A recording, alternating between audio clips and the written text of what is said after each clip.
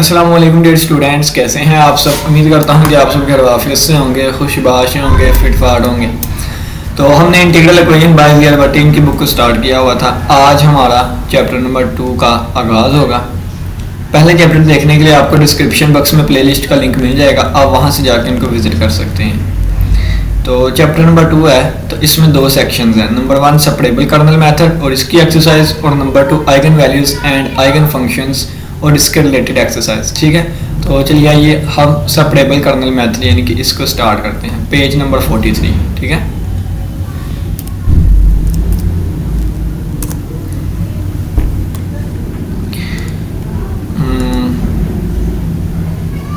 ये हमारे पास chapter number 2 आ गया है, सोल्विंग इंटीग्रल इक्वेशंस। चैप्टर का नेम क्या है? इंटीग्रल इक्वेशंस को हमने सोल्व करना है। चलिए पहले इंटीग्रल इक्वेशन क्या होती है ये मैं आपको बता दूं। हमारे पास मोस्ट जनरल फॉर्म होती है H of S G of S is equal to F of S plus lambda, और इंटीग्रल यहाँ पे कर्नल आ जाता, के ऑफ एस टी आ जाता था, D of G of T आ जाता था, डी टी आ जाता था। यहाँ पे लोअर लिमिट हमेशा एक फिक्स नंबर होता था, और अपर लिमिट जो है ये वेरिएबल भी हो सकता था और फिक्स भी। अगर तो अपर लिमिट फिक्स हो जाए तो ये फ्रेडहम इंटीग्रल इक्वेशन बन जाती थी, और अगर ये हमारे पास एक वेरिएबल हो जाए तो ये वोल्टेरा इंटीग्रल इक्वेशन बन जाती थी। ठीक हो गया। यहाँ पे ये कर्नल है, कर्नल। तो कर्नल के बारे में हम पढ़ेंगे कि जब हमारे पास कर्नल कौन सा हो, सेपरेबल कर्नल हो, तो फिर हम इसको कैसे लेके चलेंगे। ठीक है, तो चलिए आइए हम स्टार्ट करते हैं। ये डेफिनेशन लिखी हुई है, कहता है कर्नल इज कॉल्ड सेपरेबल और degenerate colonel.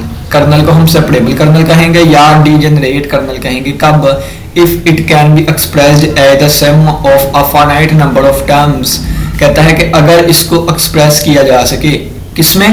Finite number of terms में, sum of finite number of terms में, each of which is product of a function of S only and a function of T only. और हर term जो है उसमें product आती हो S और टी की, एस और टी की। मैं आपको बताता हूं, अगर मैं कहूं देखें S T square plus S square T की पावर यानी कि एस स्क्वायर टी की पावर 2 कर ले। ठीक है, यहाँ भी टी की पावर 4 कर ले। अगर इसमें अगर बात करें तो देखें कितनी टर्म्स आ रही हैं, 1 और 2, 2 टर्म्स आ रही हैं। और क्या आ रहा है? 2 टर्म्स का सम आ रहा है, 2 टर्म्स का सम आ रहा है। तो sum of a finite number of terms आ गई। अब हर टर्म देखें तो उसमें प्रोडक्ट आ रहा है एस और टी का, इसमें भी प्रोडक्ट आ रहा है एस और टी का। तो ये वाला पूरा फंक्शन जो कि एस और टी में था, इसको हम सेपरेबल कर्नल का नाम देंगे। ठीक है, के ऑफ एस टी में ये फंक्शन था और इसको सेपरेबल कर्नल का। तो ये बात लिखी हुई है। अब देखें यहाँ पे उन्होंने क्या किया है, इसको नाम दे दिया है, यानी कि अगर मैं आपको कहूँ ना तो इसको नाम दे दिया है, यानी कि इस पहली टर्म को अगर मैं नाम दे दूँ क्या, पहले टर्म को अगर नाम दे दूँ क्या, एस वाला, यानी कि मैं कहूँ a1 ऑफ एस, यानी कि ये एस में कोई फंक्शन है और साथ टी वाला भी फंक्शन है, और मैं लिख दूँ b1 ऑफ एस, और प्लस ये क्या है, ये भी एस वाला कोई फंक्शन है तो मैं लिखूंगा a2 ऑफ एस, और ये टी वाला कोई फंक्शन है तो मैं b2 ऑफ एस लिखूं। तो ये देखें इस तरह ये चीज लिख दी गई। इसको मैं समीशन फॉर्म में भी लिख सकता हूँ कि i1 से लेके 2 तक, और ये आ जाएगा i ऑफ एस और b i ऑफ टी। ठीक है, यहाँ पे टी आएगा। ठीक हो गया, क्योंकि b जो है वो टी का फंक्शन है। तो ये देखें, तो यही लिखा हुआ है कि कर्नल जो हमारे पास होगा, ये जो कर्नल था, कर्नल को फिर इस तरह लिखा जाएगा। ये चीज क्या है? ये चीज हमारे पास सम है, समीशन जार कर रहा है सम, कितनी टर्म्स का? n टर्म्स का। ठीक, फाइनाइट टर्म्स का। ठीक है, 1 से लेके n तक है।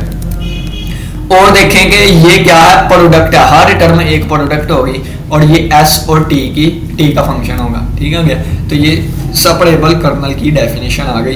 डेफिनेशन लिख दें या ये वाली चीज़, दोनों एक ही चीज़ें हैं। ठीक, अब इन्हों को ओपन कर लिया है, 1 वैल्यू पुट करेंगे तो ये आ जाएगा, 2 पुट करेंगे ये आ जाएगा, सो ऑन n पुट करेंगे ये आ जाएगा। तो यहाँ पे मिस्टेक है, देखें कि यहाँ पे t आएगा क्योंकि b as a function of t है। ठीक है, तो ये देखें, यानी कि बुक में भी छोटी मोटी मिस्टेक्स हो सकती हैं।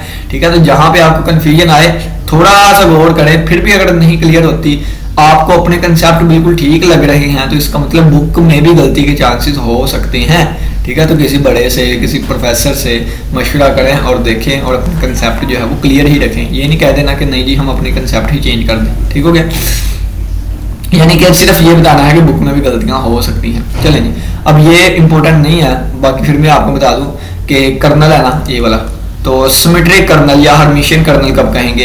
अगर उसका कॉन्जुगेट यानी कि वो टी के ऑफ एस टी एस के इक्वल आ जाए और इसके ऊपर ये स्टेरिक, और अगर वो सिंपल इसके इक्वल आ जाए तो इसको हम क्या नाम देते हैं, रियल में ये होता है, ठीक है। यानी कि ये इसका कॉम्प्लेक्स कॉन्जुगेट शो कर रहा था, और रियल में आपको पता है कॉम्प्लेक्स कॉन्जुगेट उसी के इक्वल होता है, तो ये अगर इसके इक्वल आ जाए तो इसको कहते हैं सिमेट्रिक कर्नल। देखें रियल में बात करने लगा हूँ, जो के एस टी था वही अगर आंसर के टी एस का आ जाए तो हम कहेंगे कि ये सिमेट्रिक कर्नल है, किसमें, रियल में रहते हुए, रियल में रहते हुए। लेकिन अगर के एस टी का आंसर उसके कॉन्जुगेट वाले कर्नल के आए लेकिन टी एस वाले के, ठीक है, कॉन्जुगेट का मतलब क्या है कि हम एयोटा वाले का साइन चेंज कर दिया करेंगे। अगर ये इसके इक्वल आ जाए तो ये सिमेट्रिक होगा किसमें, कॉम्प्लेक्स में, ठीक है। और इसको सिमेट्रिक कहते हैं, इसको हर्मिशियन का नाम लेंगे, ठीक हो गया। चलें जी आगे बढ़ते हैं। कहा है for a homogeneous Fredholm integral equation. Homogeneous कौन सी थी, अगर आप पहला लेक्चर देख के आए ना तो ये हमारे पास जो जनरल फॉर्म लिखी है ना, यानी कि ये जो जनरल फॉर्म लिखी थी, अब फ्रेडहम इंटीग्रल इक्वेशन की बात कर रहा है, किसकी, फ्रेडहम इंटीग्रल इक्वेशन की। तो इसका मतलब यहाँ पर लिमिट फिक्स होगी तो मैं बी कर देता हूँ। अब इसमें क्या कह रहा है, होमोजीनियस, सेकंड काइंड की होमोजीनियस। तो सेकंड काइंड की अगर बात करें ना तो ये वाली चीज़ 1 होती थी सेकंड काइंड में, तो सेकंड काइंड में ये वाली चीज़ 1 होती थी, और सेकंड काइंड में होमोजीनियस बनाने के लिए ये चीज़ 0 होती थी, तो ये चीज़ 0 हो गई और ये चीज़ 1 हो गई, ये चीज़ 1 हो गई। तो बाकी चीज़ हमारे पास क्या बची, बाकी हमारे पास बच गई G of S is equal to lambda, और ये आ गया इंटीग्रल ए से B K S T G of T D T, ठीक है। ये हमारे पास सेकंड काइंड की होमोजीनियस बन गई, ठीक है। तो ये लिखी हुई है कि होमोजीनियस फ्रेडहम इंटीग्रल इक्वेशन, ये लिखा गया है। लैम्डा हमारे पास क्या है, पहले हमने कहा था ये कॉम्प्लेक्स या रियल पैरामीटर होगा, अभी भी कॉम्प्लेक्स या रियल पैरामीटर ही है, लेकिन इसको एक स्पेशल नाम दे दिया है कि आइगन वैल्यू होगी या कैरेक्टरिस्टिक वैल्यू होगी। और जी ऑफ टी हमारे पास क्या होगा, G of T is the corresponding eigen function या कैरेक्टरिस्टिक फंक्शन हुआ करेगा, ठीक है।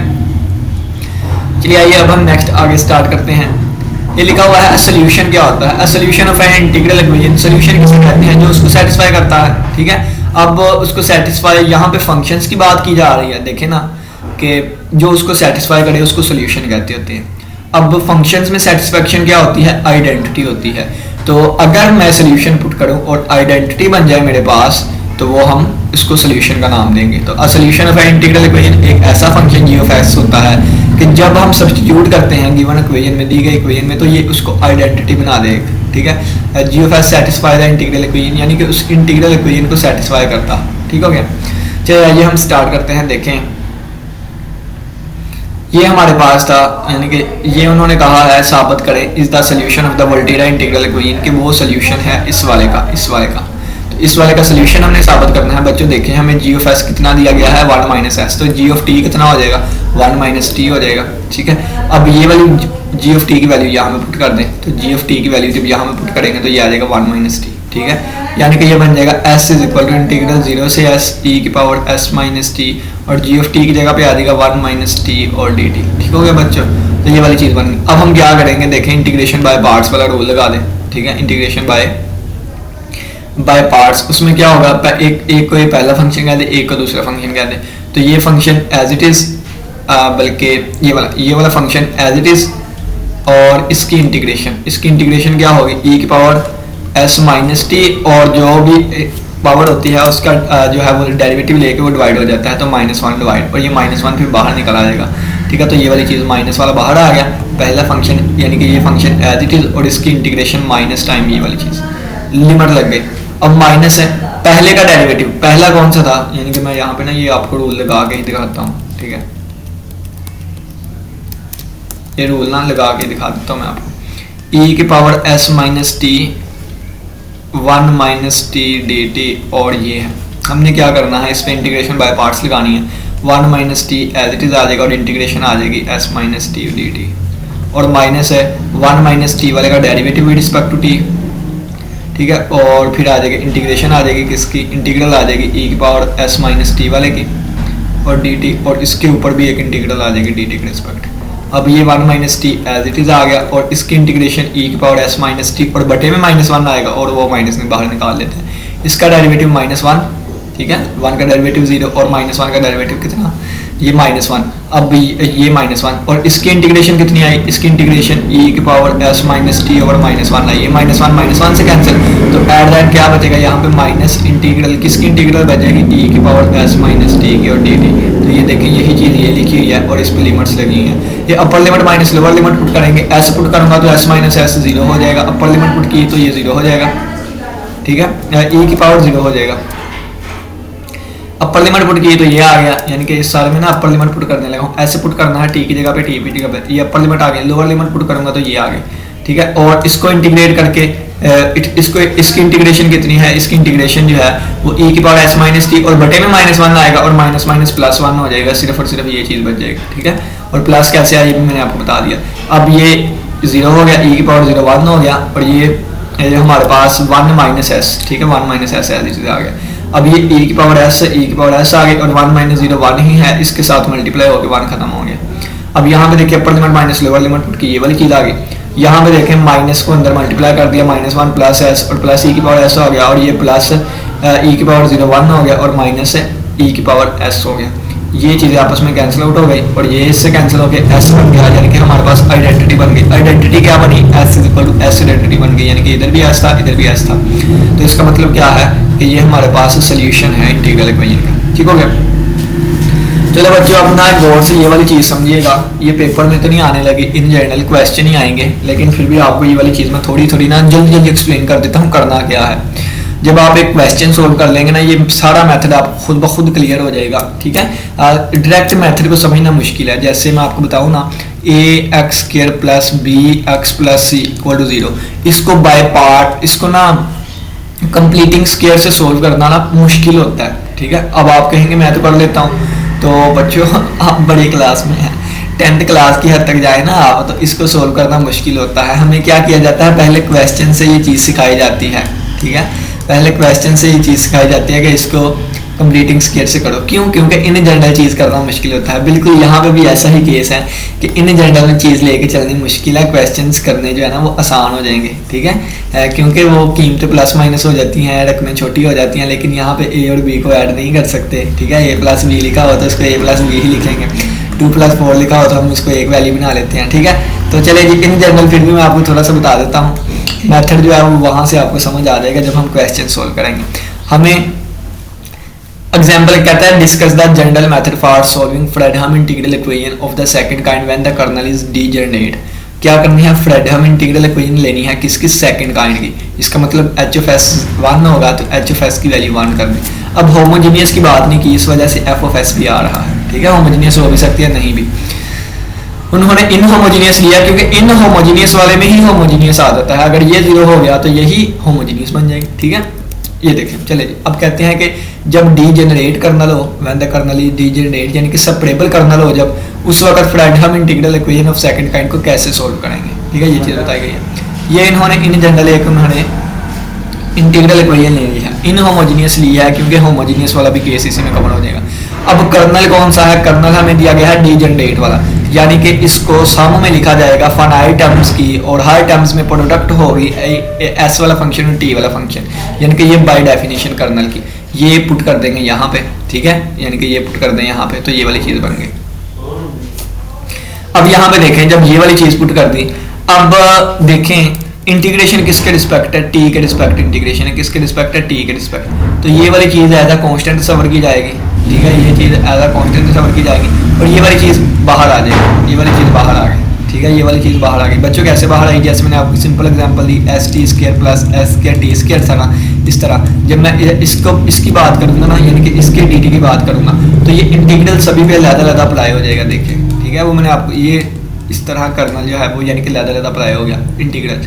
अब ये क्या होगा, s बाहर आ जाएगा t² dt और प्लस यहाँ से s² बाहर आ जाएगा dt। तो अगर आपने इसको सब में लिखना हो तो देखें, लिख सकते हैं ना, s यानी कि ये हमारे पास ये वाली चीज़ आ गई, तो ये वाला है कि इंटीग्रल जो है वो लैदा आ जाएगी। अब देखिए किन चीज़ों का सम हो रहा है, किन चीज़ों का सम हो रहा है, अगर मैंने समीशन में लिखना हो किन चीज़ों का सम हो रहा है, सम हो रहा है s वाली चीज़, फिर इंटीग्रल, फिर t वाली चीज़। तो ये देखिए ये सम हो रहा है किन का, s वाली चीज़, फिर इंटीग्रल, फिर t वाली चीज़, और वाई ऑफ टी तो सभी के साथ आएगा ना, यानी कि जी ऑफ टी तो सभी के साथ लगेगा ना, वो लिख लें या ना लिखें, ठीक है। जी ऑफ टी फिर इसके साथ भी आ जाएगा, जी ऑफ टी इसके साथ भी आ जाएगा, जी ऑफ टी इसके साथ भी आ जाएगा, जी ऑफ टी इसके साथ भी आ जाएगा, इसके अंदर टी स्क्वायर आएगा, ठीक है। तो देखिए अगर आप यहाँ पे गौर करें ना बच्चों, सम हो रहा है किस चीज का, सम हो रहा है किस चीज का, पहले एस वाली चीजें आ रही हैं, फिर इंटीग्रल वाली आ रही हैं, फिर टी वाली आ रही हैं, फिर जी ऑफ टी आ रहा है, फिर डी टी आ रहा है। तो यहाँ पे भी बिल्कुल ऐसे ही लिखा है बच्चों, ये देखें क्या लिखा हुआ है कि पहले सम हो रहा है किसका, एस वाली चीज, इंटीग्रल, टी वाली चीज, जी ऑफ टी और डी टी, ठीक हो गया। तो ये वाली चीज है इस तरह। तो मैंने आपको बताया ना, यानी कि जब एग्जाम्पल्स करेंगे वो सारा क्लियर होगा। अब हम क्या करते हैं बच्चों, देखेंगे लेट कर लेते हैं ये वाली जो चीज है ना, ये C1 के इक्वल है, ठीक है। इसको कोई ना कोई C1 का नाम दे देते हैं, क्योंकि देखें ये सारा टी में फंक्शन है, तो कोई ना कोई इवेल्युएट होकर इसका आंसर आएगा, तो हम इसको C1 कह देते हैं, ठीक है। कोई ना कोई कांस्टेंट आएगा, सारी चीज टी में है, ठीक है। सारी चीज अगर मैं कहूँ एक्स स्क्वायर और इंटीग्रल या टी स्क्वायर डी टी कर दें इसको, और लिमिट ए से बी तक हो, तो क्या आंसर आएगा इसका, आएगा b³/3 - a³/3, ठीक है, ये आंसर आएगा। अगर आप देखें तो ये कोई ना कोई कांस्टेंट आया, क्यों कांस्टेंट आया, क्योंकि सारा टी में था और टी के रिस्पेक्ट इंटीग्रेशन थी, लिमिट्स पुट हो जाएंगी तो टी खत्म हो जाएगा। तो बिल्कुल इसी तरह ये सारी चीज टी में है, जब लिमिट्स वगैरह पुट हो जाएंगी तो सारी चीज खत्म हो जाएगी, टी में से कांस्टेंट में चीज आ जाएगी, तो इसको C1 का नाम दे दिया, तो C1 का। अब ये वाली इसकी जगह पे अब C1 लिख दें, तो इसको रेज करके यहाँ पे C1 लिख दें, C1 नहीं CI उन्होंने लिखा हुआ है, CI लिख दें, ठीक है। तो ये CI हमने लिख दिया, ये वाली चीज़ हमारे पास बन गई, यानी कि इंटीग्रल अब वो नज़र नहीं आ रही हमें, क्योंकि वो C1 में कवर हो रही है, CI में। अब बच्चों ये देखें कि ये जी ऑफ एस है, अगर देखें आप थोड़ा सा जी ऑफ एस की जगह टी कर दें अगर, ठीक है, ये वाली चीज़ बन जाएगी, ठीक है। तो हमने रिप्लेसिंग नहीं की, हमने क्या किया है, हमने सिर्फ ये कहा है कि यहाँ से ये वाली चीज़ भी हासिल की जा सकती है। कैसे हासिल की जा सकती है, क्या पीछे कंसेप्ट है, ये क्वेश्चन में जाके सीखेंगे, ठीक है। वैसे आप जहन में ये बात भी बिठा लें कि एस को टी से रिप्लेस नहीं कर सकते हम, बल्कि जी ऑफ एस भी एक फंक्शन है जो कि आगे टी में होगा, और टी वाला भी फंक्शन है होगा जो कि जिसमें आगे जी ऑफ कोई और चीज़ आती होगी, इस वजह से यहाँ पे नाम चेंज करके सी के कह दिया है बच्चों, ठीक है। बच्चे मैं आपको बात बताता हूँ, देखें एच ऑफ एस छोड़ दो, अब जी ऑफ एस स्टार्ट करते हैं। G of S plus G of S is equal to F of S plus integral kernel K S T G of T D T. बच्चों ये देखें, ये जी ऑफ एस इसके इक्वल है जिसमें आगे जी ऑफ टी आ रहा था। अब जी ऑफ टी क्या है, जी ऑफ टी क्या है, जी ऑफ टी अगर यहाँ पर टी होता, यहाँ फिर टी होना था, फिर यहाँ टी, यहाँ नहीं, फिर यानी कि वो एस को टी से रिप्लेस तो नहीं कर सकते, लेकिन फिर इस यानी कि ये भी तो असल में इसी तरह की कोई फॉर्म है ना। देखिए सिंपली अगर इसको मैं लिखना चाहूँ तो ये असल में क्या है, G is equal to F plus integral K G T G D T. असल में ये इस तरह की चीज लिखी है ना, तो अगर बात करें तो ये भी G है, ये भी G है, तो असल में ये वाला G भी इस G की फॉर्म का होगा, लेकिन ये S है तो ये T है। तो अगर मैंने टी के हिसाब से फंक्शन लिखना हो, यानी कि अगर मैंने टी के हिसाब से फंक्शन लिखना हो, G of T is equal to F of T और प्लस फिर यहाँ पे कोई और आएंगे, यहाँ पे फिर यहाँ पे टी और के कर ले, यहाँ पे टी और के कर ले, पी कर ले, यू कर लेते हैं, यू आ जाएगा फिर, और ये डी ऑफ यू बन जाएगा और डी यू बन जाएगा और डी यू बन जाएगा, ठीक हो गया बच्चों। ये फिर इस तरह कहानी चलेगी, यानी कि अगर एस वाला था तो आगे टी वाला आ रहा था, अगर टी वाला है तो आगे यू वाला आ रहा है, और अगर यहाँ मैं यू वाला यूज करूंगा आगे जाके कोई और वेरिएबल यूज होता होगा, ठीक है। इस तरह ये वाली कहानी है, और फिर उसका नाम सी आई नहीं रहेगा, क्योंकि सी आई में जी ऑफ टी यूज हो रहा था, उसका नाम चेंज हो गया सी के आएगा। तो ये वाला इस तरह लिखा हुआ है, ए आई एस नहीं आएगा, फिर ए के टी आएगा, ठीक हो गया बच्चों। ये वाली चीज यानी कि हम इससे ये वाली चीज हासिल कर सकते हैं। कैसे कर सकते हैं मैंने पीछे आपको थोड़ा सा कंसेप्ट बता दिया है। अब यहाँ पे क्या लिखा हुआ है देखें, हमें पता है कि सी आई की कीमत ये वाली थी, ठीक है, सी आई की कीमत ये वाली थी। अब जी ऑफ टी की कीमत जो है ना वो ये वाली पुट कर दे यहाँ पे, ठीक है। अब क्या किया हमने, ये वाली कीमत यहाँ पे पुट कर दी तो ये वाली चीज़ बन गई, यानी कि सी आई बन गया बी आई ऑफ टी, और ये जी ऑफ टी की हमने वैल्यू पुट कर दी, ये वाली चीज़ बन गई। अब बच्चों हमने क्या किया, जब क्वेश्चन करेंगे आपको सारी समझ आएगी, फिलहाल ये आप एक एक स्टेप समझिए जाएँ, ये इससे भी मल्टीप्लाई होगा, ये इससे भी मल्टीप्लाई होगा, ये वाली चीज़ बन गई। इसको हमने एफ आई का नाम दे दिया, इसको हमने ए आई के का नाम दे दिया, तो ये एफ आई का नाम दे दिया, इसको ए आई के का नाम दे दिया, ठीक हो गया। बच्चों अब क्या कहते हैं, अब ये क्या कहते हैं, अब ये कहते हैं कि ये वाली वैल्यू यहाँ पे पुट कर दी तो सी आई किसके इक्वल बन गया, इसको हमने किसका नाम दिया है एफ आई का, तो ये एफ आई बन गया और प्लस लैम्डा इस वाली चीज को ये समीशन आगे आ जाएगी, समीशन आगे, और इस अंदर वाली चीज को क्या नाम दिया है ए आई के का, ए आई के का इंटीग्रल के अंदर वाली को, तो सी के वैसे ही आ गया और ए आई के, और ये वाली चीज देखें ये वाली बन गई। अब बच्चों हमने कनेक्टर डेल्टा जो है इसका कंसेप्ट इंट्रोड्यूस करवाया है, किसका, कनेक्टर डेल्टा का। अब ये कनेक्टर डेल्टा क्या होता है, ये एक का फंक्शन ही होता है, आप कह लें ऐसा कि अगर आई बराबर ना हुआ के तो आंसर 0 दिया करेगा, और अगर आई बराबर हुआ के तो ये आंसर 1 दिया करेगा, ठीक है। अब इस समीशन को ओपन करें, समीशन को ओपन करेंगे, हम क्या करेंगे समीशन ओपन करेंगे। अब जहां जहां पे समीशन ओपन करें, जहां जहां पे आई और के की वैल्यू इक्वल आएंगी वहां पे हम 1 लगा देंगे, और जहां पे इक्वल नहीं आएगी वहां पे 0 लगा देंगे। अब जब इसकी जगह पे 0 लगेगा तो ये सी वाले से मल्टीप्लाई होकर 0 हो जाया करेगा, और जब इस पे 1 लगा, यानी कि जब इसकी जगह पे 1, देखे ना इसका आंसर या 0 आ सकता है या 1, अगर इसकी जगह पे 0 लग गया तो वो इसके साथ 0 बना देगा, और अगर इसकी जगह पे 1 लग गया तो वो इसके साथ मल्टीप्लाई हो गए सिर्फ और सिर्फ सी के, सी आई वाली चीज, सी वाली चीज बच जाएगी। तो उन्होंने कहा कि जब हम कनेक्टर डेल्टा को इंट्रोड्यूस करवाते हैं ना, तो ये यानी कि कनेक्टर डेल्टा आई के और सी के, तो ये सिर्फ और सिर्फ आई टाइम्स चीजें बच जाती है। क्यों, क्योंकि आई जहां जहां पे के की वैल्यू वेरी करेगी 1 से n तक, जहां जहां पे के की वैल्यू वेरी कर रही है n तक, जहां जहां पे के की वैल्यू आई से मैच हो जाएगी वो 1 वाली चीज आई जाएगी, तो आई वाली चीजें बच जाएंगी, ठीक हो गया। आगे नेक्स्ट देखिए, उन्होंने कहा कि कनेक्टर डेल्टा जो है यानी कि ये देखें ये सी आई के इक्वल आ गया। अब सी आई इसके इक्वल था तो यहाँ पे ये वाली वैल्यू सी आई की ये वाली वैल्यू यहाँ पे पुट कर दें, तो ये लेफ्ट हैंड साइड ये बन गई, राइट हैंड साइड बच्चों ये बन गई। अब क्या किया है कि ये लैम्डा वाली चीज को इधर लाकर उन्होंने माइनस कर दिया है, तो ये वाली चीज is equal to F O I, यहाँ से समेशन यानी कि ये चीजें कॉमनली ये आ गया, कॉमनली ये आ गया, ये वाली चीज यहाँ तक आ गई बच्चों, ठीक हो गया। अब वो क्या कहता है कि द 12 यानी कि सिस्टम 12, ये जो 12 की बात करें, consist of n homogeneous linear equations in n unknowns. This the system 12 will be have a unique solution if the matrix of the coefficients is non-singular. बच्चों वो कहता है कि इसमें हमारे पास n inhomogeneous linear equations छुपी हुई हैं। इसमें कितनी छुपी हुई हैं, n linear equations, पहली दूसरी तीसरी चौथी। अगर यहाँ पे 2 लिखा होगा तो इसका मतलब 2 equations बनेगी, 3 लिखा होगा n की वैल्यू तो इसका मतलब 3 equations बनेगी, यानी कि इसमें n इक्वेशंस छुपी हुई हैं। बच्चों कैसे छुपी हुई हैं ये मैंने कहा जब एग्जांपल्स करेंगे ना उस वक्त हमें अच्छे तरीके से समझ आएंगे। और इसमें लिखा हुआ है कि n अननोन कोफिशिएंट, ये अननोन्स होंगे, यानी कि ये इक्वेशंस x में नहीं है, y में नहीं है, किस में है, ये c में है, ठीक है। तो n इक्वेशंस हैं और n ही हमारे पास क्या है, अननोन्स है।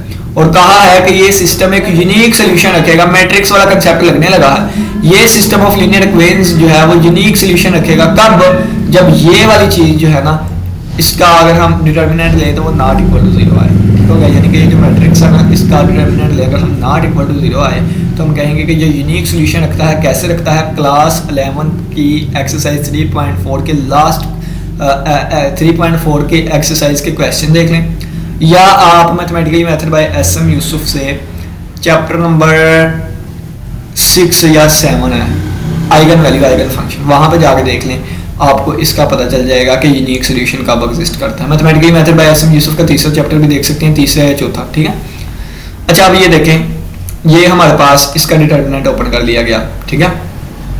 अब बच्चों या तो इसकी वैल्यू 1 हो सकती है या इसकी वैल्यू 0 हो सकती है। तो बच्चों यहाँ पे आप देखें ना, इसकी वैल्यू 1 हुई कब, 1 के केस में जब यहाँ पे चीज़ें सेम थी। इसकी वैल्यू यहाँ पे 0 हो गई, 0 माइनस दिस सो ऑन, बाकियों में 0 हो गई। यहाँ पे 1 आना था, मैंने कहा था बुक में मिस्टेक हो सकती है, ठीक है। 1 क्यों आना था, क्योंकि यहाँ पे सेम है ना 2 तो यहाँ पे जब वो सेम हुआ करेगी 1 आएगा, ठीक है। तो ये आप इसको दुरुस्त कर लीजिएगा, यहाँ पे 1 आएगा, ये बाकी 0 माइनस, ये भी सो ऑन 0 माइनस यहाँ भी 1 आएगा, ठीक है। तो बच्चों ये हमारे पास बन गया। अगर ये वाला डिटर्मिनेंट नॉट इक्वल टू 0 आया करेगा तो हम कहेंगे कि ये यूनिक सोल्यूशन रखता है, ठीक है। ये वाली चीज़ आगे फिर आगे बढ़ते जाएंगे तो ये हमारे पास हमारा सोल्यूशन हो जाएगा, ठीक है। तो ये इस तरह ध्यान किया हुआ है, एग्जाम्पल्स करते हैं वहां से अच्छे तरीके से समझ आएगी, ठीक है बच्चों। कहते हैं solve the integral equation of the second kind, हमने सेकंड काइंड जो है ना इसका सोल्यूशन फाइंड करना है, ठीक है। तो हमने स्मार्ट वर्क करेंगे। स्मार्ट वर्क क्या करेंगे, मैंने जितनी भी एग्जांपल्स है ना वो सारी यहाँ पे लिख ली हैं, यानी कि वो सारी की सारी एग्जांपल्स मैंने देखे यहाँ पे लिख ली हैं। अब हमने क्या करना है, यहाँ से वो चुननी है कि बाकी जो है वो उसमें कवर हो, ठीक है। तो अगर आप देखें यहाँ पे क्या आ रहा है, G of S equal to S plus lambda 0 से 1 लिमिट है S T plus S square T square, यानी कि ये वाली चीज़ लिखी है, इस पे ज़्यादा हमने फोकस करना है, ठीक है, इस पे ज़्यादा फोकस करना है, ये वाली चीज़, ठीक है। कलर चेंज कर लेते हैं, हमें अच्छे से समझ आए, ठीक है। और यहाँ पे इसको थोड़ा सा ना बड़ा ही कर लेते हैं, यानी कि ये वाली चीज़। और यहाँ पे देखें तो ये भी तकरीबन सेम ही है, ऊपर एस टी था और प्लस एस के टी स्क्वायर था, यहाँ S T square plus S के टी, ऊपर वाला कर सकते हैं तो नीचे वाला हो जाएगा, नीचे वाला कर सकते हैं तो ऊपर वाला हो जाएगा। ये भी एक सिंपल सा फंक्शन है, यहाँ पे एस की जगह 1 लिखा हुआ है, ये तो मजीद सिंपल हो गया। देखे ना, एस की पहली वैल्यू ऊपर पावर 1 है और नीचे वाले भी एक्स की पावर 0 है, तो ये नीचे वाला आसान है मजीद। और यहाँ पे तो स्क्वायर वाले फंक्शन आ रहे हैं, लेकिन यहाँ पे तो सिंपल एस टी का फंक्शन है, ठीक है। 1 का मतलब क्या है कि एस की पावर भी 0 है और टी की पावर भी 0 है, ठीक है, यानी कि ये तो सिंपल सी चीज है। अब ये भी एक सिंपल सी वही है, यहाँ पे फंक्शन उन्होंने बस 1 प्लस एस कर दिया है, ये भी आप कर सकते हैं। अब देखें ये आ गया ट्रिग्नोमेट्री में, तो ये जरा मुश्किल है, तो हम क्या कर लेते हैं, ट्रिग्नोमेट्री को लैदा कलर से हाईलाइट कर लेते हैं, ठीक हो गया। और बच्चों अगर हम इसकी बात करें तो ये वाली चीज भी बिल्कुल ऊपर येलो वालों की तरह है, यानी कि ये सिंपल सा फंक्शन है और यहाँ पे स्क्वायर है, यानी कि स्क्वायर का मतलब क्या हो जाएगा, एक्स स्क्वायर प्लस 1 प्लस 2 यहाँ पे एक फंक्शन है, तो ये भी यानी कि इन्हीं तरह का है, ये भी उन्हीं की तरह का है, बस छोटा सा फार्मूला है सा। अब ये हमारे पास एक लैदा टाइप आ गई, यानी कि एक्सपोनेंट वाली चीज आ गई, इसको हम लिख लेते हैं, ये एक्सपोनेंट वाले में फंक्शन है और यहाँ पे कर्नल तो है ही नहीं, कर्नल तो 1 है यहाँ पे, ठीक है। ये भी एक सिंपल सी चीज है, ये भी ट्रिग्नोमेट्री वाला आ गया, यहाँ पे कर्नल सिर्फ और सिर्फ एस टी है, ठीक है, ये भी एक सिंपल सी चीज है। यहाँ पे ट्रिग्नोमेट्री वाला आ गया, ये भी ट्रिग्नोमेट्री वाला आ गया, ये भी ट्रिग्नोमेट्री वाला था। और अगर हम बात करें तो ये आगे 5 में चीजें शुरू हो जाती है, किसमें, 5 में शुरू हो जाती हैं। तो यानी कि इन पहले इनमें से सिलेक्ट कर लेते हैं येलो वाले में से कोई एक, तो येलो वाले में से ये मैं सबसे मुश्किल कर देता हूँ, ठीक है। अब इसमें सभी कवर हो रहे हैं, देखें जब आप पहले देखें ना s प्लस 2 होल का स्क्वायर है, जब स्क्वायर वाला कर लेंगे तो ये 1 वाले स्क्वायर वाला भी हो जाएगा, ये 1 वाला भी हो जाएगा, 1 प्लस एस वाला भी हो जाएगा, 1 वाला भी एस वाला भी एस वाला भी हो जाएगा, यानी कि ये वाली चीज। अब देखें लिमिट -2 से 2 है, तो इसकी लिमिट -1 से 1 0, ये तो भी नहीं ये वाले देख रहे हैं, -1 से 1 -1 से 1 0 से 1 0 से 1 0 से 1, तो ये -2 से 2 वाला ही सही है। अब इसकी बात करें S T plus S square T square, तो इसका भी वही है, इसका भी तकरीबन वही है, इसका भी उसी तरह का है, इसका भी उसी तरह का, यानी कि ये वाला अगर हम कर लें तो बाकी सारी जो है वो इसमें कवर हो जाती हैं, ठीक है, बाकी सारी इसमें ही कवर हो जाती हैं, ठीक है। अगर हम ये वाला क्वेश्चन कर लें तो एक ये वाला क्वेश्चन करेंगे। मजीद अगर ट्रिग्नोमेट्रिक वालों में से देख लें, इसमें ट्रिग्नोमेट्री वालों में से, अगर ट्रिग्नोमेट्री वाले में से अगर हम देख लें ना, तो इनमें से कौन सा सिलेक्ट करें, तो इनमें ये साइन x प्लस टी आ रहा है, यहाँ पे साइन का फार्मूला ओपन हो जाएगा, कौन सा, यानी कि जैसे पढ़ा था ना साइन अल्फा प्लस बीटा किसके इक्वल होता है, sine alpha cos beta plus cos alpha sign beta, तो वो वाला फार्मूला ओपन हो जाएगा, यहाँ पे आ जाएगा साइन टी कोस, यानी कि इसको अगर मैं ओपन करके लिखूँ तो क्या आ जाएगा, साइन एस कोस टी और प्लस कोस एस और साइन टी, ये वाली चीज ओपन हो जाएगी, ठीक हो गया बच्चों। अब ये देखें यहाँ पे भी यही फार्मूला ओपन होगा, टू द पॉइंट बिल्कुल यही फार्मूला ओपन होगा यहाँ पे भी, यानी कि ये वाली चीज जो है ना वो यहाँ पे कवर हो रही है, ठीक है, ये वाली चीज जो है ना, ये वाले बच्चों ये वाला क्वेश्चन जो है वो यहाँ पे कवर हो रहा है, ठीक हो गया। और अगर आप देखें तो यहाँ पे सिंपल ऐसे दिया गया है, यहाँ पे सिंपल ऐसे दिया गया है, यहाँ पे सिंपल 1 दिया गया है, यहाँ पे ये वाला फंक्शन है, यहाँ पे ये टैर वाला फंक्शन है, ठीक है। तो बच्चों एक हम ये वाला क्वेश्चन कर लेंगे और एक मैं आपको करवा दूंगा, बस सही है, ये भी सिंपल सही है, यानी कि e की पावर s की आपको इंटीग्रेशन या डेरिवेटिव आना हो तो वो आता है, इसकी इंटीग्रेशन डेरिवेटिव आना चाहिए आता है, इसकी इंटीग्रेशन या डेरिवेटिव आता हो तो आता है, ठीक है, यानी कि ये सिंपल है। तो हम इसमें से ये क्वेश्चन टैकल कर लेंगे, ठीक हो गया बच्चों। अब नेक्स्ट आगे बढ़ते हैं बच्चों, देखें इसमें हमने क्या किया है, सिर्फ और सिर्फ s की जगह ना उन्होंने x लगा दिया और कुछ भी नहीं किया, g ऑफ s की जगह ना, g ऑफ s की जगह उन्होंने फाई ऑफ x लगा दिया और कुछ भी नहीं किया बच्चों उन्होंने, ठीक हो गया। अब ये वाला फंक्शन है, ये वाला इसको पहले ना हम लिख के देख लेते हैं, इस वाली चीज को हम लिख के देख लेते हैं, कैसे लिख के देख लेते हैं। मैं अगर आपको कहूँ g of s equal to गौर करिएगा, ये लैम्डा वाली चीज उधर ले जाते हैं तो ये यहाँ पे x लिखा है, x की जगह s लिख देते हैं और plus lambda integral 4 s t minus s square और जी ऑफ टी और डी टी। तो देखें ये भी सिंपल कवर होती थी येलो वालों में, ये भी सिंपल येलो वाले में कवर हो रही है। G of S is equal to S plus lambda integral 4st minus S square G of T D T. तो ये भी येलो वाले में कवर हो रही है, तो हम इसको छोड़ के यानी कि इसको ही कवर करेंगे। नेक्स्ट क्वेश्चन देख लेते हैं। इसमें साइन स्क्वायर एक्स आ रहा है, तो साइन स्क्वायर एक्स का फार्मूला ओपन हो जाएगा, कौन सा, वो जो हम पढ़ के आए हैं, cos 2x is equal to 1 minus 2 sine square x. यहाँ पे साइन स्क्वायर एक्स की वैल्यू निकालेंगे तो कितनी आ जाएगी, वो आ जाएगी 1 माइनस cos 2x/2। तो ये वाली यहाँ पे वैल्यू पुट कर देंगे, तो ये भी सिंपली किसमें हो गया, ट्रिग्नोमेट्रिक यानी कि सिंपल, तो ये भी कवर हो जाएगा। यानी कि जब इस मुश्किल वाले को कर लेंगे ना, देखे ना कि अगर मैं cos s की जगह cos 2s लगा दूं तो बिल्कुल यही है कि जहाँ पे cos 2x लिखा हुआ है यानी कि cos 2s लिखा हुआ है, ये भी cos 2 यानी कि सिंपल वो भी हो जाएगा आप लोगों से। सोल्यूशन आपके पास मौजूद है, ठीक है। सबसे बड़ी बात तो ये है कि जुबान नहीं करने वाले होते तो फिर भी आप लोग कर लेते, लेकिन ये तो सामने सोल्यूशन मौजूद होगा। अच्छा ये एक मॉडुलस वाला हो रहा है, तो ये मैं मॉडुलस वाला भी करवाऊंगा, ठीक है। एक मॉडुलस वाला करवा देता हूँ मैं, ये वाला मैं करवा दूंगा मॉडुलस वाला, ठीक है, जिसमें मोड आ रहा है। बाकी जब मोड वाला कवर हो गया तो ये भी आप खुद कर सकते हैं, ठीक है। जब मोड वाला मैंने कवर करवा दिया, इसमें मोड भी आ रहा है और ट्रिग्नोमेट्रिक भी आ रहा है, ये ज्यादा मुश्किल है, ये आप खुद कर लेंगे, ये भी आप खुद कर लेंगे। कैसे कर लेंगे, इसको पहले कन्वर्ट कर लेते हैं, जी ऑफ एस ब्लैक से करते हैं ताकि आप लोग को समझ आए, ठीक है। तो ये आ जाएगा जी ऑफ एस और ये कितना बन जाएगा एस प्लस और ये एस बन जाएगा और यहाँ पे जी ऑफ टी बन जाएगा। तो देखिए ये भी सिंपल येलो वाले में कवर हो रहा है, ठीक है। इसकी बात करें तो ये हम बना लेते हैं जी ऑफ एस और 3s और प्लस 2t माइनस, ये भी आप सिंपली कितना सादा सा है, ये भी देखें, ठीक है, ये भी इसी में कवर हो जाता है। तो ये भी, अब एंड वाले की बात कर लेते हैं, ये एक्सपोनेंट वाला, ये भी सिंपल सादा सा है, यानी कि ये e की पावर x माइनस वाई का मतलब है यहाँ पे अब t की जगह ना उन्होंने y यूज कर लिया है, तो ये एंड वाला क्या बनेगा, जी ऑफ एस e की पावर s और प्लस लैम्डा e की पावर s माइनस टी और ये बन जाएगा जी ऑफ टी डी टी। तो ये देखें ये वाली चीज़ें बन जाएंगी, यानी कि सारे के सारे जो है वो कवर होती हैं हमारी इजीली, ठीक है। किन किन क्वेश्चंस को करके अब देख लेते हैं हमने किन किन को कवर करना है, ठीक है। तो एक हम इस क्वेश्चन को कवर करेंगे, ठीक है, एक क्वेश्चन इसको कवर करेंगे, और किसको कवर करेंगे, इस वाले को कवर कर लेंगे एक, ठीक है, इस वाले को कवर कर लेंगे, और किसको कवर करेंगे हम, और किसको, और एक इसको कर लेंगे। अगर ये 3 आप कर लेते हैं ना तो बाकी आप खुद ब खुद कर सकते हैं, ठीक है। तो ये मुझे निशानी लगा लेने दे कितने नंबर वाला है, पहला, दूसरा, तीसरा, चौथा, पांचवा, छठा, सातवां, एक सातवां है, 8वां, 9वां, 10वां, 11वां, एक 11वां है, 12वां, 13वां, 14वां, एक 14th वाला, कौन सा, 7, 11, 14, 7, 11, 14, 7, 11, 14, 7, 11, 14। तो चलिए आइए हम इनको टैकल करना स्टार्ट करते हैं। अगर आप ये वाले कर लेंगे ना बाकी खुद ब खुद हो जाएंगे, ठीक है। 7, 11, 14, 7, 11, 14, तो ये 7 से स्टार्ट हो रही है, 7 जमा 7 14, यानी कि 14 पे जाएंगे, हमें 14 वाली प्रॉब्लम पे जाना पड़ेगा। कितनी, 14 वाली प्रॉब्लम पे, 14 वाली प्रॉब्लम पे,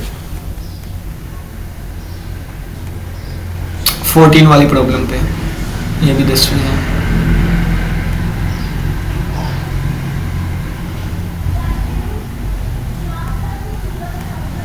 इससे आगे वाली है, ये है बच्चों, ठीक है, 13 वाली प्रॉब्लम है, इस पे जाना पड़ेगा।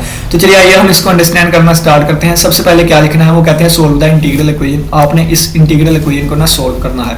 हमने क्या किया है कि ये वाली इंटीग्रल इक्वेशन ले ली हमने, ठीक है, यानी कि हमने इसको 1 का नाम दे दिया है, 1 का नाम दे दिया है। अगर आप गौर करें ना तो ये दोनों लिमिट्स फिक्स हैं, तो ये फ्रेडहम इंटीग्रल इक्वेशन है और यहाँ पे एच ऑफ एस की जगह 1 लिखा हुआ है, यानी कि एच ऑफ एस नहीं है, तो इसका मतलब ये सेकंड काइंड हो गई। कौन सी होगी, सेकंड काइंड होगी, ठीक है बच्चों, हमने इसको लिख दिया। अब आप थोड़ा सा गौर करें ना तो ये कर्नल की जगह पे लिखा हुआ है के ऑफ एस टी, तो के ऑफ एस टी की जगह ये लिखा हुआ है। 2 टर्म्स है, कितनी, 2 टर्म्स है, एक और एक 2 टर्म्स है, इसका मतलब 2 लीनियर इक्वेशंस आगे जाके बनेंगी। कितनी, 2 लीनियर इक्वेशंस आगे जाके बनेंगी, ठीक है। अच्छा ये देखिए 2 टर्म्स है और दोनों में एस और टी प्रोडक्ट हो रहा है, तो इसका मतलब क्या है कि ये सेपरेबल कर्नल है, ठीक है, इसे सेपरेबल कर्नल। और equation number 1 can be written as, और इक्वेशन नंबर 1 को फिर लिखा जा सकता है कैसे, इसकी इंटीग्रल लैदा कर दे, इसकी इंटीग्रल लैदा कर दे, तो ये हमने इसकी इंटीग्रल लैदा कर दी, इसकी इंटीग्रल लैदा कर दी।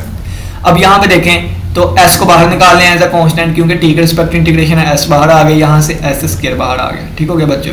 अब हमने क्या करना है, हमने कहा था ci का नाम देना है, ci i क्यों यूज किया था, क्योंकि जितनी इंटीग्रल्स होंगी तो इसमें हम इसको c1 का नाम दे देंगे, इसको हम c2 का नाम दे देंगे। तो ये एक c1 दे दिया, एक c2 दे दिया, ठीक है। और उन्होंने देखें किया क्या है, उन्होंने लिमिट ही चेंज कर दिया बुक वालों में उन्होंने बुक वालों ने लिमिट ही बदल के रख दिया, यानी कि -1 से 1 और -1 से 1 कर दिया, और -2 आना है। ठीक है बच्चों, क्या आएगा? -2 आएगा। चलो जी, बुक वाले जैसे किया हुआ है वैसे ही कर लेते हैं। वैसे आप क्वेश्चन जो है वो -2 लगा के, ठीक है, 2 लगा के ही करेंगे। अब बुक वाले के हिसाब से मैं कैसे लेके चलता फिरूं? ठीक है, जब आप 1 को कर लेंगे तो -2 वाले को भी कर सकते हैं, 2 वाले को कर लेंगे तो 1 वाले को भी कर सकते हैं। ठीक है, तो चले जी, मिस्टेक मैंने हाईलाइट कर दिया, आगे बढ़ते हैं। आगे बढ़े, देखिए, चलो जी, ये वाली चीज आ गई, यानी कि इसको C1 कह लिया हमने, इसको C2 कह दिया, तो ये यहाँ पे वैल्यू पुट करें तो क्या आ जाएगा? ये SC1 बन जाएगा क्योंकि S बाहर लगा हुआ है, और ये प्लस S² C2 बन जाएगा क्योंकि S² बाहर लगा हुआ था। तो ये G ऑफ S बन गया ये वाली चीज, और प्लस SC1 और SC2 ये वाली चीज बन गई। ठीक है, और यहाँ पे मिस्टेक है, ये -1 से 1 नहीं, ये -2 से +2 आने थे। ठीक है, लिमिट्स ठीक कर लीजिएगा। अब उन्होंने क्या किया है? उन्होंने कहा है G ऑफ S इसके इक्वल है। अब इससे हम निकाल सकते हैं क्या? G of T। तो G ऑफ T जब निकालेंगे तो आ जाएगा S+2 होल का स्क्वायर और प्लस, यानी कि अगर हम ये वाली चीज़ आ जाएगी। ठीक है, यानी कि ये वाली चीज़ आ जाएगी। अब ये देखिए, ये G ऑफ T की जो वैल्यू है ना, G ऑफ T की, ये C1 में भी पुट करेंगे, C2 में भी पुट करेंगे, यानी कि जो G ऑफ T अभी निकाल के आए वो यहाँ पे भी पुट करेंगे, यहाँ पे भी पुट करेंगे, और इसको हल करेंगे। ठीक है, तो पहले मैं C1 में पुट कर देता हूँ, तो ये C1 में ये वाली वैल्यू हमने पुट कर दी सिंपली। ठीक है, C1 में ये वैल्यू पुट कर दी, और ये C2 में भी पुट करने लगे हैं, ये C2 में भी हमने ये वैल्यू पुट कर दी। ठीक होगा, इसको सिंपली हम सोल्व करना है क्योंकि ये सिंपल सी इंटीग्रेशन होगी। कैसे इंटीग्रेशन होगी? देखिए, इसका फार्मूला ओपन कर दे, क्या आ जाएगा? A² + B² + 2AB, यानी कि T का स्क्वायर + 2 का स्क्वायर 4 और + 2AB, यानी कि 2 बार 4T बन गया, और ये TC1 और ये T² T2 आ गया। अब इस बाहर वाले T को अंदर मल्टीप्लाई करें तो ये TQ बन जाएगा, यानी कि ये वाली चीज़ें हमारे पास बन जाएगी। अब इसकी इंटीग्रेशन T की पावर 4/4, इसकी इंटीग्रेशन T की पावर Q/3, और ये 7 × 4 हो रहा था, 4 × इसकी इंटीग्रेशन क्या आएगी? 4T² 2 आएगी, 2 बार, यानी कि 2 2 4, तो ये हमारे पास 2T² बच जाएगा। और इसकी इंटीग्रेशन T³ आ जाएगी, और इसकी इंटीग्रेशन T की पावर 4/4 आ जाएगी। अपर लिमिट लोअर लिमिट हमें दी गई है। अब ठीक है, लिमिट लगाई हुई है उन्होंने। अपर लिमिट पुट करूंगा तो ये 2 पुट किया है, तो ये आ जाएगा, -2 पुट करूंगा तो ये कैंसिल हो वगैरह करके ना ये वाली चीज़ आ जाएगी। अब लिखी हुई है तो आती होगी ना, यानी कि कैलकुलेशन ठीक होगी, ये वाली चीज़ आ गई। अब यहाँ से क्या करेंगे? देखें, यहाँ से क्या करेंगे? इस साइड पे C1 था, तो ये हमारे पास 3 एलसीएम ले लें तो कितना बन जाएगा? 3 उधर जाकर मल्टीप्लाई हो जाएगा, 3C1 = 64 + 16C1 बन जाएगा। अब ये 16 है, ये 3 है, ये 3 वाला उठा के इधर ले आए, तो 16 में से 3 गए 13, तो ये 13C1, और ये इधर आ गया -64, यानी कि ये वाली चीज़, और C1 की कीमत ये आ गई। इसी तरह जो C2 की इंटीग्रल में हमने वैल्यू पुट की थी G ऑफ T की, यहाँ का इसको सोल्व करके हमारे पास कितनी आएगी? C2 की वैल्यू आ जाएगी ये वाली। ठीक है, सिंपल कैलकुलेशन आप लोग कर सकते हैं। C1 और C2 की वैल्यू आ गई हमारे पास, C1 और C2 की हमारे पास कीमतें आ गई। अब वो कीमतें हम यहाँ पे पुट कर देंगे। ठीक है, वो कीमतें यहाँ पे हम पुट कर देंगे, तो यहाँ पे C1 की कीमत, यहाँ पे C2 की कीमत पुट कर दें, तो जब C1 और C2 की हम कीमत पुट करेंगे ना, तो ये हमारे पास हमारा निकलेगा आंसर। बस सिंपल, यार सिंपल सी बात, is the required solution of the. ठीक हो गया? अच्छा, ये तो सिंपल सा हो गया, ये तो सिंपल सा ही हो गया। चलें आगे बढ़ते हैं, मजीद देख लेते हैं। मजीद अब क्या करते हैं, इस वाले पे चलते हैं, 7 + लैम्डा sin s + t/gt पर। ठीक है, यानी कि 3 एग्जाम्पल और छोड़ेंगे, फिर हम अपनी मंजिल पर पहुंचेंगे। यानी कि 3 एग्जाम्पल छोड़ दें, ये पहली एग्जाम्पल छोड़ दी, दूसरी एग्जाम्पल छोड़ दी, और ये तीसरी एग्जाम्पल छोड़ दी, और ये नेक्स्ट हम ना यहाँ पे आ गए, ये वाला है नेक्स्ट, इसको हम कवर करते हैं। ठीक हो गया बच्चों? यहाँ पे अगर आप देखें तो इसको पहले ना ओपन करके देख लें। जब इसको हम ओपन करेंगे ना तो ये वाली चीज़ बनेगी। अब इस चीज़ को देखते हुए, यानी कि देखें, ये S वाला मल्टीप्लाई हो रहा है T वाले के साथ, ये S वाला मल्टीप्लाई हो रहा है T वाले के साथ। कितनी टर्म्स हैं? 2 टर्म्स हैं, फाइनाइट टर्म्स हैं, तो इसका मतलब ये सेपरेबल कर्नल होगा। डायरेक्ट इससे नहीं कह सकते सेपरेबल कर्नल है, पहले इसको ओपन करेंगे फिर हम कह सकते हैं सेपरेबल कर्नल है। ठीक हो गया बच्चों? कंसेप्ट क्लियर करना है, आपने ये नहीं कहना ये तो एक ही टर्म है और ये मिक्स है तो सेपरेबल कर्नल कैसे हो गया। तो बच्चों पहले आप इसको ओपन करें फिर आप कहेंगे कि ये सेपरेबल कर्नल है। ठीक है, चलें जी, ये वाली चीज़ आ गई। अब इसकी हमने लैदा कर दी, यानी कि इंटीग्रल, इसकी इंटीग्रल लैदा कर दी, और ये साइन एस बाहर निकल जाएगा क्योंकि टी के रिस्पेक्ट इंटीग्रेशन है, कोस एस बाहर निकल जाएगा क्योंकि टी के रिस्पेक्ट इंटीग्रेशन है, तो ये चीज़ बन जाएगी। और ये लैम्डा दोनों से यानी कि मल्टीप्लाई हो गया। इसको हमने C1 का नाम दे दिया, इसको C2 का नाम दे दिया, तो क्या बन गया? G of S = 7 + lambda sin S C1 और plus lambda cos S C2, यानी कि ये वाली चीज़ बन गई। अब क्या करेंगे, यहाँ से हम ये वाली चीज़ बनाएंगे। जब टी वाली चीज़ बनेगी तो यहाँ भी टी आ जाएगा, एस की जगह भी टी, एस की जगह टी, ये वाली चीज़ बन गई। ठीक हो गया? अब ये देखिए हमारे पास ये 2 चीज़ें बन गई। ठीक हो गया? अब हम क्या करेंगे, अब हम इस टी वाले में C1 और C2 की कीमत पुट कर देंगे, ठीक है। यानी कि अब क्या करेंगे, एक मिनट में बताता हूँ। ये जी ऑफ टी आया ना हमारे पास निकल के जी ऑफ टी, तो ये जी ऑफ टी हम यहाँ पे पुट कर देंगे, यहाँ पे भी और यहाँ पे भी पुट कर देंगे, ठीक है। तो ये देखें C1 वाले में उन्होंने कोस टी और जी ऑफ टी की उन्होंने वैल्यू पुट कर दी है, और इसी तरह C2 वाले में मैं जाके आपको दिखाता हूँ। तो ये C2 वाले में साइन टी और ये उन्होंने कोस्ट यानी कि उसकी जी ऑफ टी की वैल्यू पुट कर दी है। इसको सोल्व करेंगे, सोल्व क्या करेंगे, कैसे करेंगे, देखें ये कोस टी को अंदर मल्टीप्लाई कर दें सभी के साथ, जब मल्टीप्लाई करेंगे तो ये वाली चीज़ बन जाएगी, ठीक हो गया। अब सभी की इंटीग्रेशन लहदा कर दें, ठीक है। इसको भी इंटीग्रेट कर सकते हैं टी के रिस्पेक्ट, ठीक है। ये एज अ कांस्टेंट, यानी कि अब ये दो फंक्शंस आपस में मल्टीप्लाई हो रही हैं, ठीक है। तो इस पे हम इंटीग्रेशन बाय पार्ट्स भी यूज़ कर सकते हैं, ठीक है। या आप ये भी कह सकते हैं कि देखें कोस का डेरिवेटिव साइन होता है, या आप ये कह लें कि साइन का डेरिवेटिव जो है वो कोस होता है, तो जिसके रिस्पेक्ट मर्जी इंटीग्रेट कर दें, ठीक है। यानी कि ये भी इंटीग्रेट हो जाएगा। इसकी बात करें तो ये इंटीग्रेट नहीं होता, पहले इसको तोड़ते होते हैं, किसमें, जैसे मैंने थोड़ी देर पहले भी आपको फार्मूला लिख के दिया था, कोस टू अल्फा इक्वल होता है 1 माइनस साइन स्केयर अल्फा के। तो यहाँ पे इसकी वैल्यू निकाल लेंगे। अब बल्कि हमें कोस स्केयर वाले की चाहिए, तो कोस टू अल्फा इक्वल होता है 2 कोस स्केयर अल्फा माइनस 1 के भी, तो इसकी वैल्यू चाहिए, तो 1 उधर जाके प्लस हो जाएगा और 2 उधर जाके तकसीम हो जाएगा, तो कोस टू अल्फा प्लस 1/2 आ जाएगा किसकी, कोस स्केयर अल्फा वाले की वैल्यू, ठीक हो गया बच्चों। तो ये कोस स्केयर TC2 की वैल्यू ये वाली आ जाएगी, यानी कि ये हमने पुट कर दी, और बाकी चीज़ें वैसे ही रहने दी, ठीक है। यानी कि ये वाली चीज़ और ये वैसे ही रहने दी। अब कोस की इंटीग्रेशन साइन होती है, ये आ गया।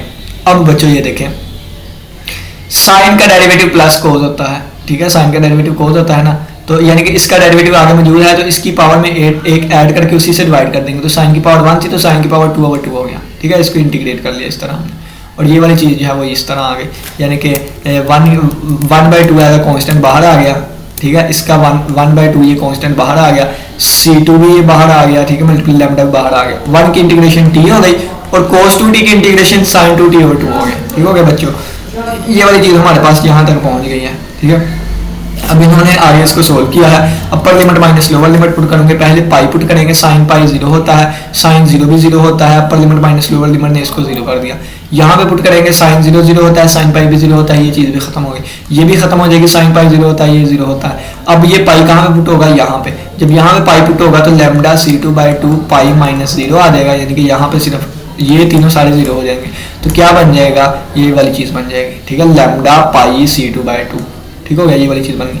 ये किसके इक्वल था, C1 के इक्वल था, तो यहाँ से C1 आ गया C2 में, C1 एज यानी कि ये हमारे पास एक देखे C1 C2 में एक लीनियर इक्वेशन बन गई।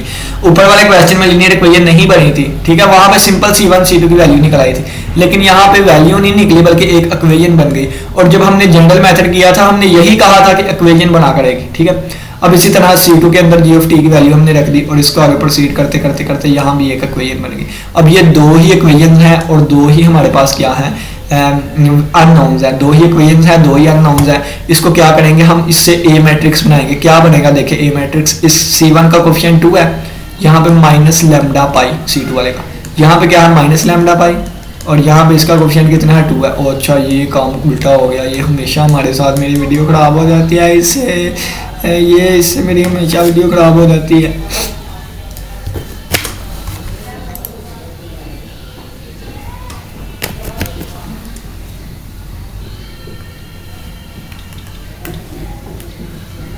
चलिए इस तरह ही समझा देता हूँ, ये नीचे भी नहीं होगा,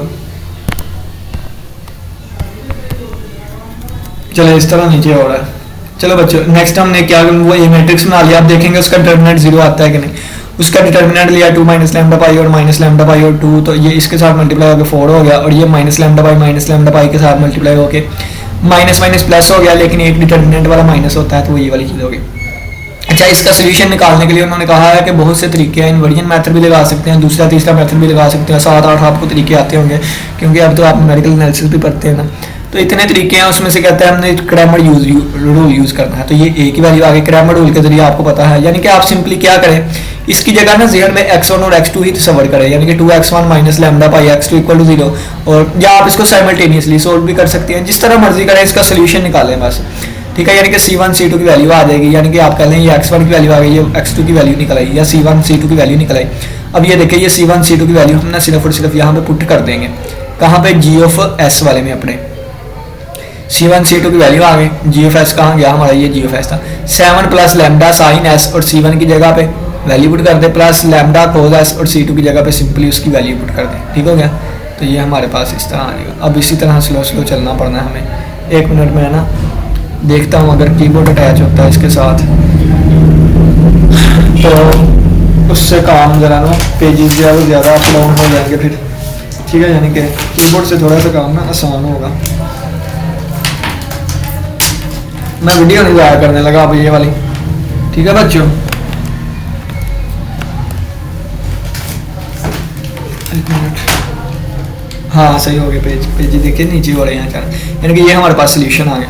अब हम देखते हैं अब हमने कौन सा क्वेश्चन करना था। अब हमने ये वाला मैं आपको बताता हूँ। अब हमने ये वाला करना है 5x is equal to x plus lambda और 0 से लेकर 2 पाई का इंटीग्रल, ये वाला, यानी कि 2 एग्जाम्पल्स छोड़ के ही है। तो ये वाला एग्जाम्पल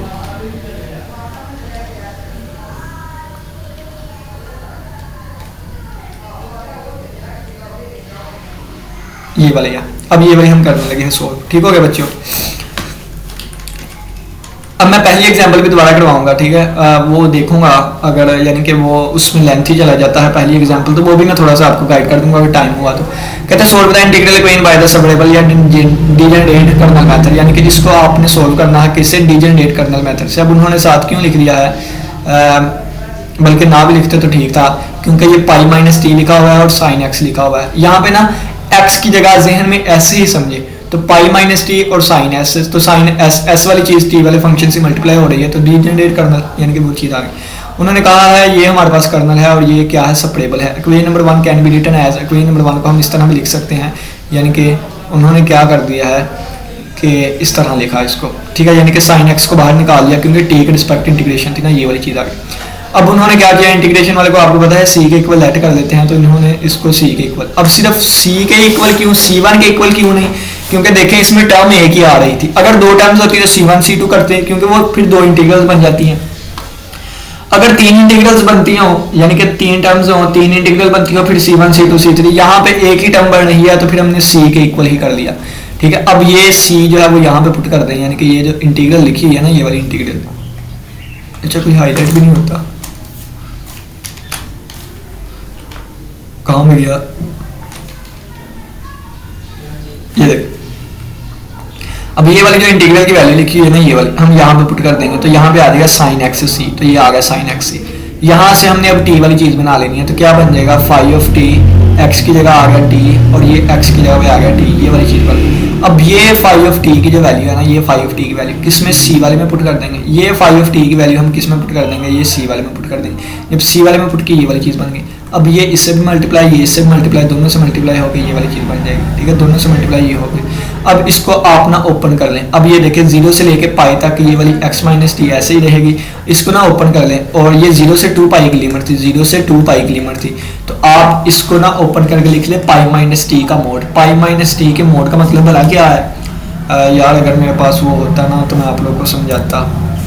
ये ओपन नहीं होता, नहीं ये भी ओपन नहीं होता, और ये अब जो ही नहीं रहा, हो गया, चला गया। अब ये x माइनस टी का मोड किसके इक्वल होगा, इसकी, यानी कि आप यहाँ पे लिखे x माइनस टी का मोड किसके इक्वल होगा, इसकी वैल्यू x माइनस टी ही आएगी। कब, जब देखे पाई माइनस टी का मोड किसके इक्वल है, लिखने वाला होता तो मैं लिख के आपको बताता।